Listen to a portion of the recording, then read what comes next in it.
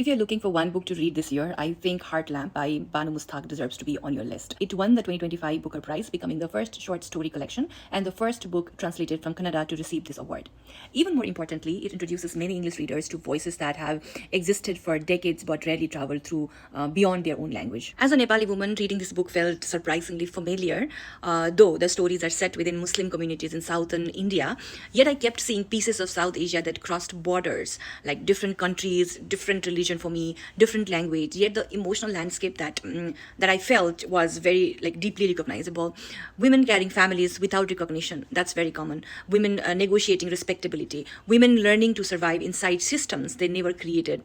And what I appreciated most is that Banu Mushtaq refuses to write women as either helpless victims or perfect feminists. They are complicated. Sometimes they resist, sometimes they stay. Sometimes they make choices that frustrate you, and that complexity feels very honest. If we look at it from the feminist perspective, the book is simply not asking why are women oppressed. It asks a more difficult question, that how does patriarchy become so ordinary that people begin to mistake it for tradition, duty, or even love. And from a decolonial perspective, this book is incredibly important. For so long, stories about South Asian women have often been filtered through Western eyes.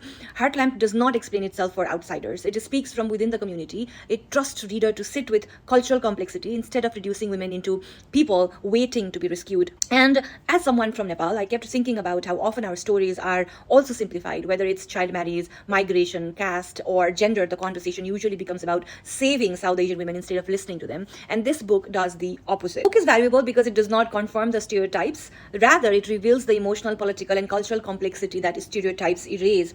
I also loved the translation by Deepa Bhasthi. It does not try to smooth every cultural edge. Instead, it lets the language retain its local rhythm, reminding us that translation is not about making a story sound Western. It's about inviting readers into another world. If you enjoy books that leave you with more questions than answers, that center women's everyday lives, and that make you rethink what power looks like inside families and communities, I highly recommend Heartlamp. It's a reminder that powerful stories or powerful literature does not have to shout. It simply has to tell the truth.